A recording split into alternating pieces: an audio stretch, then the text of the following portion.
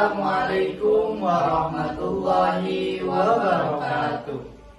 Perkenalkan, kami dari kelompok 1 mata kuliah Hukum Perdata Internasional akan menjelaskan tentang pengertian hukum perdata internasional dan ruang lingkupnya. Saya Muhammad Asep Permana sebagai pemateri 1 akan menjelaskan tentang pengertian hukum perdata internasional dan conflict of law dalam hukum perdata internasional. Adapun pemateri yang kedua yakni Saya Muhammad Akbar Hidayat Nur Fatwa akan menjelaskan mengenai ketentuan hukum perdata internasional dalam sistem hukum nasional. Dan materi ketiga yang akan dibawakan oleh Saya Syifa Nur Latifah.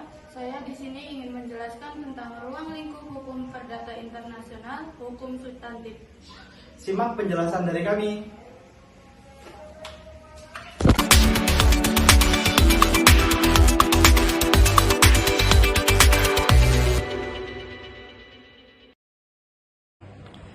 Baik, Assalamualaikum warahmatullahi wabarakatuh.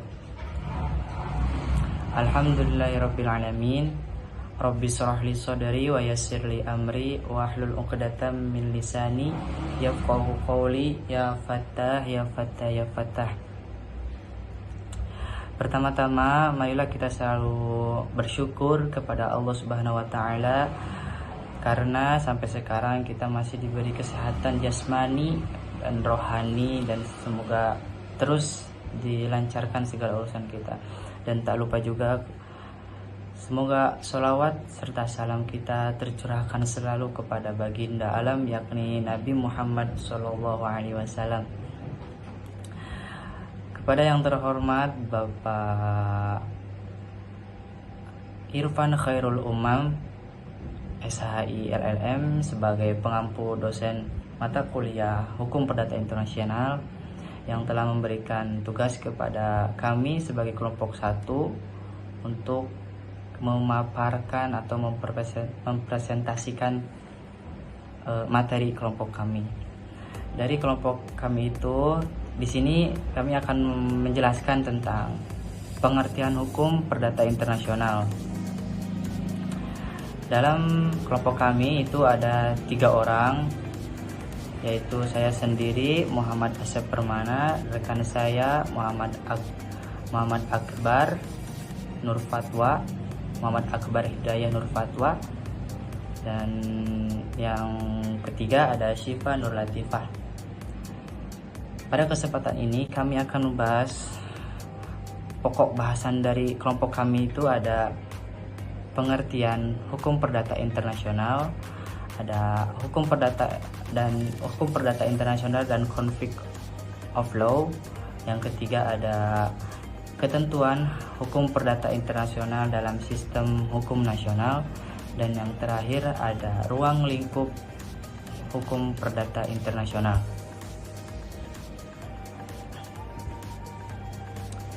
Di sini saya akan menjelaskan tentang pengertian hukum perdata internasional dan hukum perdata internasional dan conflict of law. Istilah hukum perdata internasional itu sangatlah beragam di berbagai negara. Adapun mereka yang bersistem hukum civic law, mereka menyebutnya yaitu privat internasional. Adapun dalam bahasa Perancis, mereka menyebut hukum perdata internasional itu droit international privat, yang artinya yang bahasa Indonesianya itu sekarang hukum perdata internasional bahasanya itu. Adapun pengertian hukum perdata internasional yakni adalah hubungan yang menyangkut antar perseorangan atau badan hukum yang ada kaitannya dengan hukum asing seperti perkawinan, wasiat, agraria, dan perjanjian. Jadi di hukum perdata internasional itu adalah sekumpulan kaidah-kaidah atau aturan yang mengatur hubungan perdata internasional yang di dalamnya itu ada unsur-unsur asing, sehingga kemudian dari hubungan yang saling keterkaitan ini menimbulkan suatu pertanyaan, apakah dibenarkan hukum perdata internasional ini kepada atau tunduk kepada hukum nasional. Adapun beberapa definisi menurut para ahli, yaitu salah satunya ada Van Brakel. Hukum perdata internasional adalah hukum yang dibuat untuk hubungan hukum internasional. Jadi menurut Van Brakel, hukum perdata internasional ini adalah hukum yang dibuat untuk hubungan-hubungan antar negara atau hubungan-hubungan hukum internasional. Ada juga menurut para ahli, yaitu dari Sudargo Gautama. Beliau mendefinisikan hukum perdata internasional itu adalah aturan-aturan yang mengatur hubungan hukum perdata yang ada elemen atau unsur-unsur internasional dan hubungan hukum yang memiliki kaitannya dengan negara asing atau negara luar. Begitu. Adapun juga menurut para ahli, salah satunya itu yaitu Profesor Mokhtar Kusuma Ahmadja. Dia mendefinisikan hukum perdata internasional itu adalah merupakan keseluruhan kaidah dan asas-asas hukum yang di dalamnya mengatur hubungan perdata yang melintas batas negara. Jadi menurut beliau, definisi hukum perdata internasional itu adalah hukum yang di dalamnya ada asas-asas hukum yang mengatur hubungan perdata yang ruang lingkupnya tuh atau mencakupannya tuh melebihi batas negara ataupun bisa disebutnya internasional, keluar negara. Begitu. Adapun yang definisi juga menurut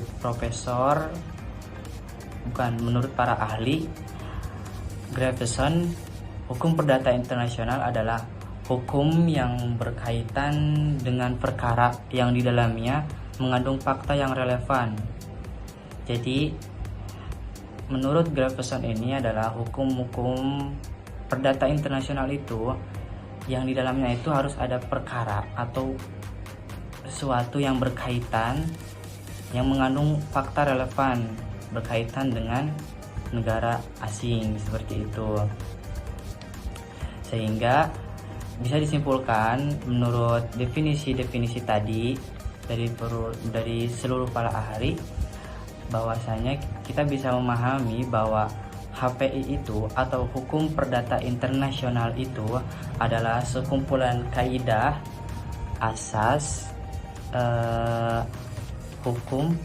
hukum yang mengatur hubungan keperdataan yang di dalamnya mengandung unsur-unsur asing yang kemudian dapat diketahui unsur-unsur tersebut melalui faktor-faktor yang seperti faktor personalitas maupun faktor teritorialitas, seperti itu.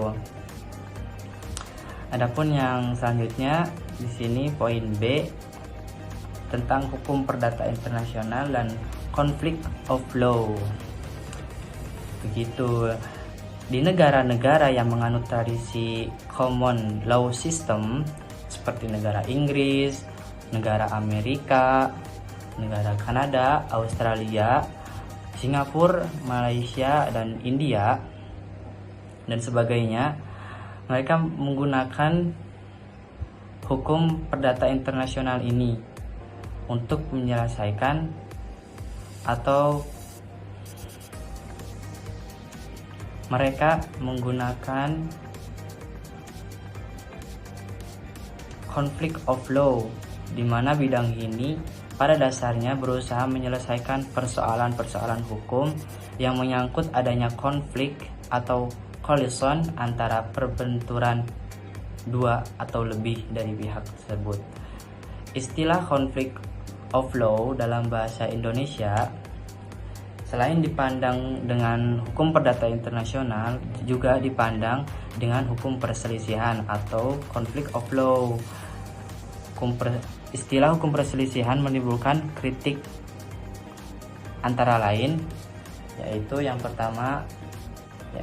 pertama istilah hukum perselisihan justru tugas hukum perdata internasional menghindari bentrokan antar negara. Yang kedua, adapun menimbulkan konflik kedaulatan negara, hakim yang harus menggunakan asas lex fori. Adapun di sini pengertian tentang conflict of law itu, ya ini adalah hukum yang terjadi ketika ada beberapa hukum yang bisa diterapkan dalam satu kasus. Ini sering terjadi dalam kasus internasional antar negara, karena setiap negara pastinya punya hukum atau peraturan-peraturan yang berbeda-beda seperti itu. Adapun penyebab conflict of law ini yakni seperti adanya unsur asing dalam suatu kasus, misalnya dalam kasus kewarganegaraan, dalam kasus tempat tinggal atau tempat terjadinya peristiwa hukum. Yang kedua, adanya perjanjian yang memilih hukum tertentu untuk mengatur hubungan hukum. Nah, cara penyelesaian conflict of law ini atau perselisihan ini ada beberapa tahapan atau solusi. Yang pertama, titik taut atau connecting factor, yaitu menentukan hukum yang mana yang paling relevan dengan kasus tersebut berdasarkan faktor-faktor seperti kewarganegaraan, tempat tinggal, atau tempat terjadinya peristiwa tersebut. Jadi titik taut atau cara penyelesaian sesuatu perselisihan itu awalnya dilihat dulu dari hukum-hukum terjadinya perselisihan tersebut, entah itu tempat kewarganegaraan ataupun tempat tinggalnya. Adapun ini cara penyelesaian perselisihan yang lain itu adalah adanya perjanjian pilihan hukum. Pihak-pihak yang terlibat dalam suatu perjanjian bisa memilih hukum mana yang akan mengatur hubungan hukum mereka. Jadi pihak-pihak yang terjadi sengketa atau perselisihan itu bisa adanya mengadakan perjanjian untuk kesepakatan mau hukum yang mana yang mau dipakai untuk menyelesaikan masalah ini. Dalam hukum perdata internasional dan conflict of law itu berbeda, adapun perbedaannya yaitu dalam aspek kefokusannya. Hukum perdata internasional itu fokus mengatur hubungan hukum internasional. Kalau conflict of law itu fokusnya ke konflik-konflik yang timbul akibat perbedaan hukum dalam kasus internasional yang nantinya akan diselesaikan oleh conflict of law, perselisihan yang terjadi akibat perbedaan hukum dalam kasus internasional. Tujuan dari hukum perdata internasional itu dengan hukum conflict of law itu berbeda. Tujuannya hukum perdata internasional menyelesaikan konflik, menentukan hukum yang berlaku. Sama tujuannya dengan conflict of law. Kalau conflict of law itu tujuannya mencari solusi untuk mengatasi konflik hukum. Adapun ini metode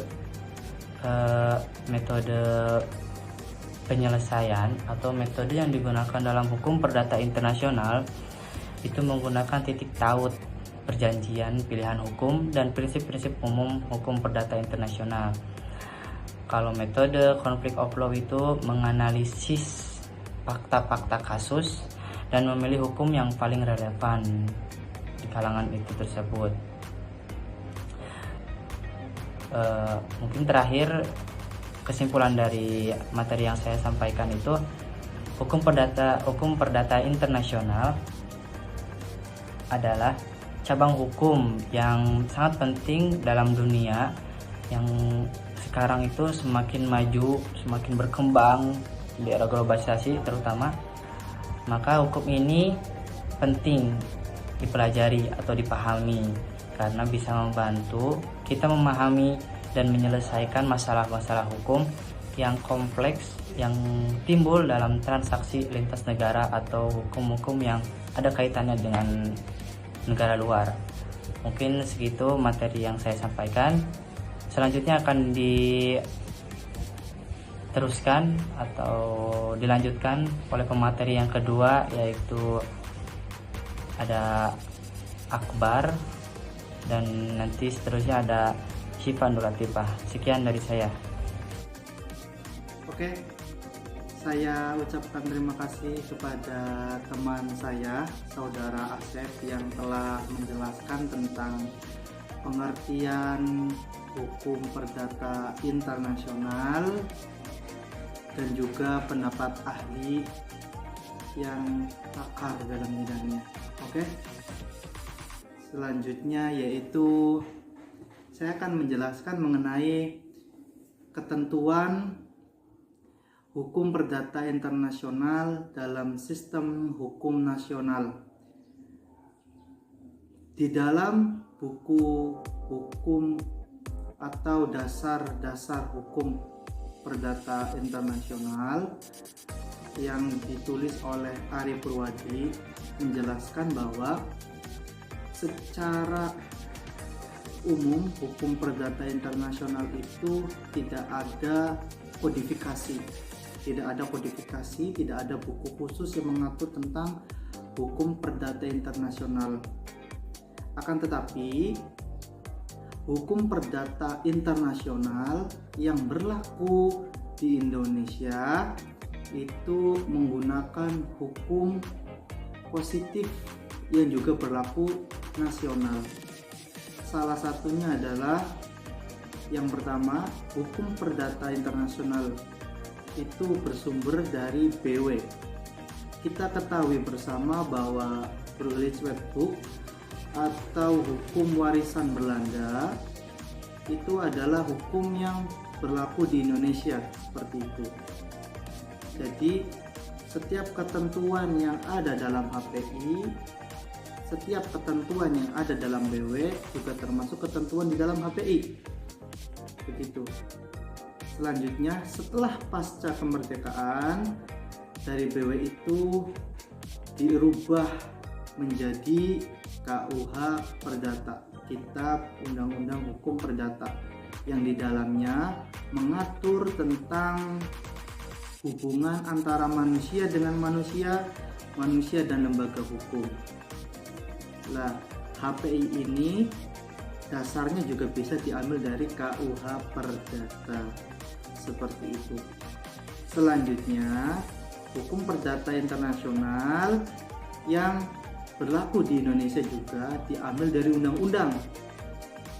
Contoh dari undang-undang tersebut yaitu yang berkaitan dengan jurusan kami di hukum keluarga, yaitu Undang-Undang Perkawinan Nomor 1 Tahun 1974. Di situ mengatur tentang bagaimana tata cara ketentuan warga negara khususnya di Indonesia itu menjalankan perkawinan, seperti itu.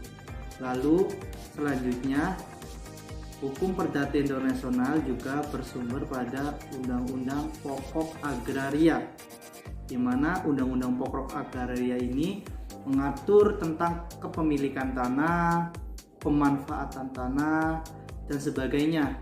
Karena hubungan manusia itu tidak hanya sebatas status saja, tetapi kepemilikan juga masuk dalam ranah perdata.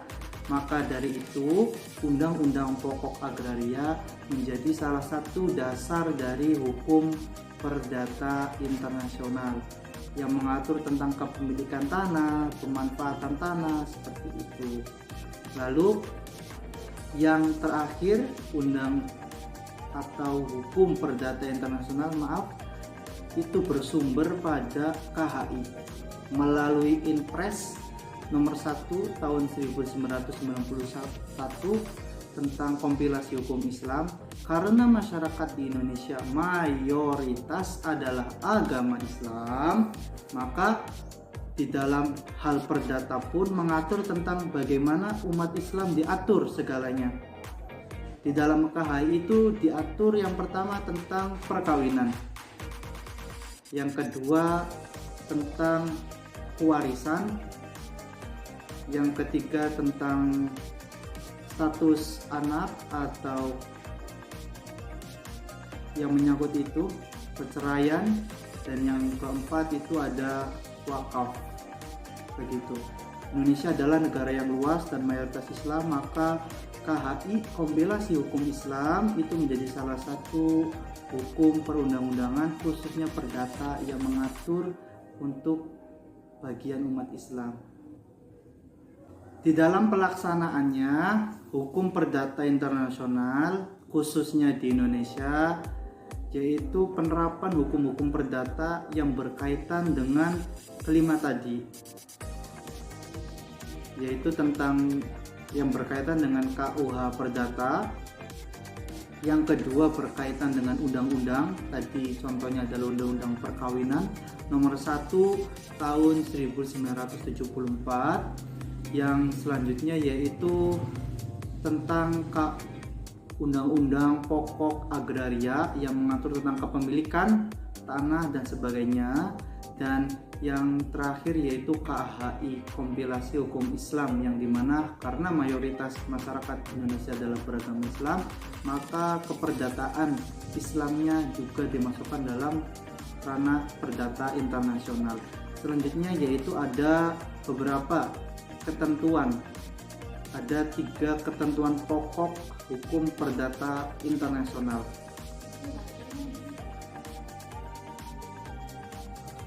Ada 3 ketentuan pokok yang ada dalam hukum perdata internasional, termasuk yaitu asas-asas di dalamnya. Yang pertama dalam pasal 16 AP dijelaskan bahwa status wewenang seseorang harus dinilai menurut hukum nasionalnya, atau di dalam bahasa asasnya yaitu lex patriae.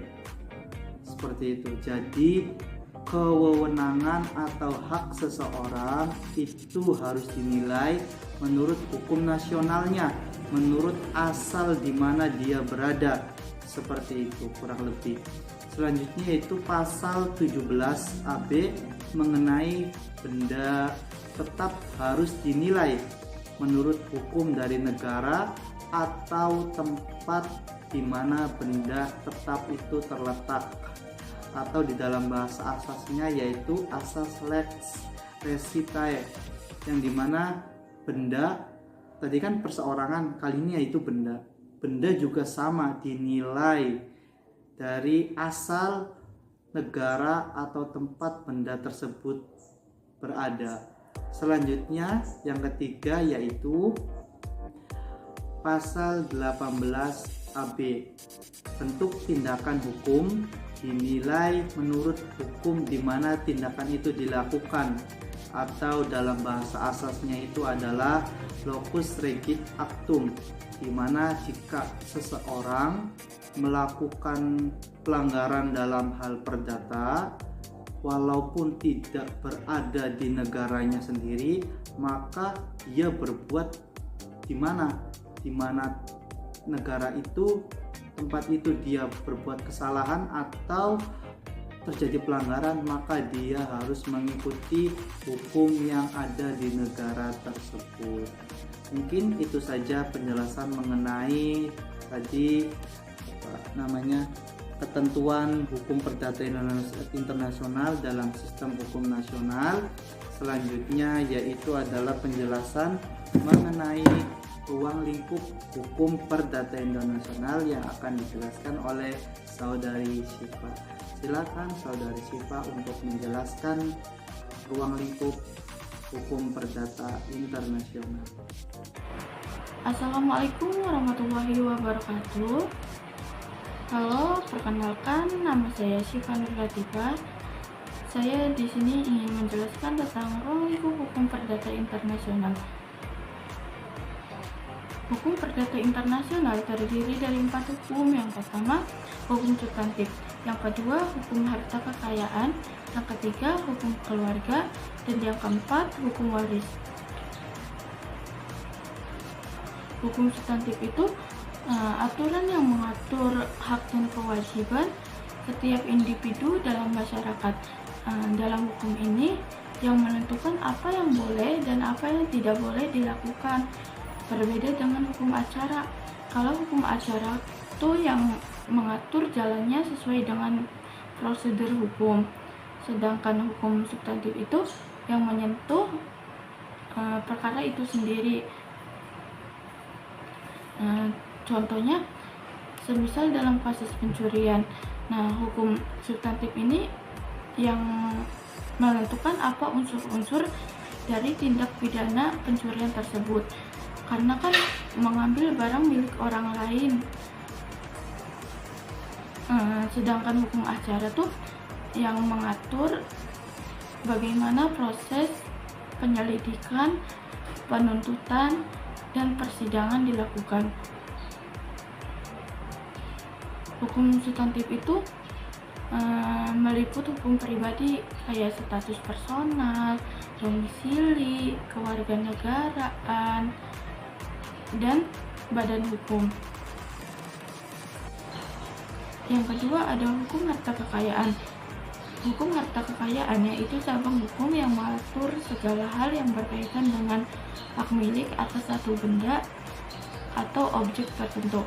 Nah, dalam hukum ini tuh bagaimana seseorang memperoleh hak milik dan bagaimana hak milik tersebut dapat dipindahkan dan dapat dilindungi. Hukum harta kekayaan itu ada 3.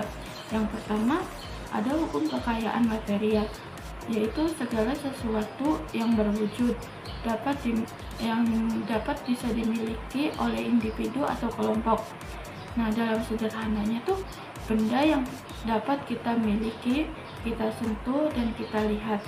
Contohnya tuh kayak tanah dan bangunan, uang, perhiasan, dan kendaraan.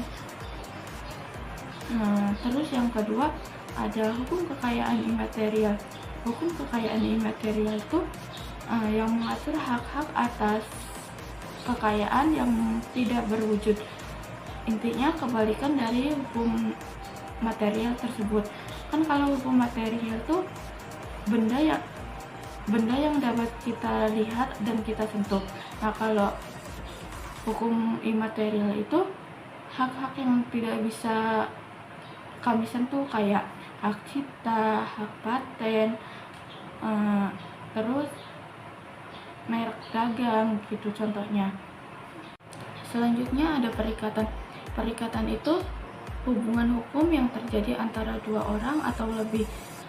Nah, satu orangnya itu berhak atas sesuatu. Nah, sedangkan pihak lainnya tuh yang memenuhi tuntutan tersebut. Contohnya kayak perjanjian jual beli, perjanjian pinjam uang, perjanjian sewa menyewa, perjanjian tukar menukar. Nah, itu perjanjian dalam perikatan. Terus yang ketiga tuh ada hukum keluarga. Hukum keluarga yaitu mengatur hubungan dalam keluarga, mulai dari pembentukan keluarga yaitu pernikahan, hubungan orang tua dengan anak, pembubaran keluarga yaitu perceraian. Contohnya tuh contoh dalam kasusnya tuh yang pertama ada perceraian, yang kedua kekerasan dalam rumah tangga, yang ketiga pengangkatan anak. Nah, itu contoh dalam kasus hukum keluarga. Yang keempat, hukum waris dan hukum adjektif. Hukum waris yaitu hukum yang mengatur atas perpindahan hak-hak harta benda dari orang yang sudah meninggal kepada orang yang berhak menerimanya. Contohnya tuh kayak anaknya itu kan berhak menerima warisan tersebut. Nah, dalam hukum waris ini itu sangat penting karena menyangkut pembagian harta dengan adil sesuai dengan tuntutan hukum yang berlaku. Contohnya, misal seorang ayah meninggal dunia dengan meninggalkan istri dan 2 anaknya, 1 anak laki-laki dan 1 anak perempuan. Nah, si istrinya itu berhak mendapatkan 1/8 bagian sedangkan anak laki-lakinya mendapatkan 2 bagian. Kalau anak perempuan mendapatkan 1 bagian dari harta warisan tersebut. Hukum adjektif. Hukum adjektif cabang ilmu hukum yang mengatur cara bagaimana hukum material diterapkan. Dalam sederhananya kan hukum material itu mengatur apa yang boleh dan tidak boleh diterapkan. Nah, hukum adjektif itu mengatur bagaimana aturan tersebut ditegakkan. Contoh hukum adjektif dalam kehidupan sehari-hari itu kayak proses pengadilan, pelaksanaan hukum, lembaga hukum. Nah, itu contoh hukum adjektif dalam kehidupan sehari-hari. Dalam kedua hukum tersebut memiliki hubungan yang sangat erat. Kalau hukum waris kan yang menentukan siapa yang berhak menerima warisan tersebut, sedangkan hukum adjektif itu menentukan hak tersebut ditegakkan.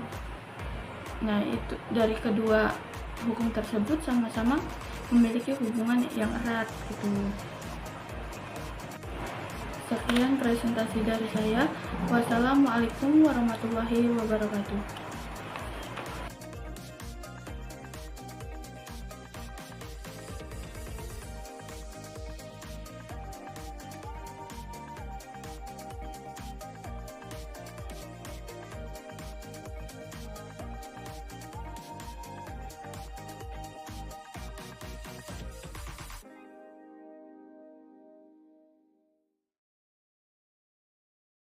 Itulah tadi pembahasan dari kami kelompok 1 mengenai pengertian hukum perdata internasional dan ruang lingkupnya. Kami dari kelompok 1 pamit undur diri. Semoga pembahasan yang kami sampaikan tadi dapat dimengerti oleh teman-teman yang menyaksikan. Barangkali ada saran kritik mengenai materi yang kami sampaikan, mohon ditulis di kolom komentar. Sekian dari kami. Wassalamualaikum warahmatullahi wabarakatuh. Bye bye.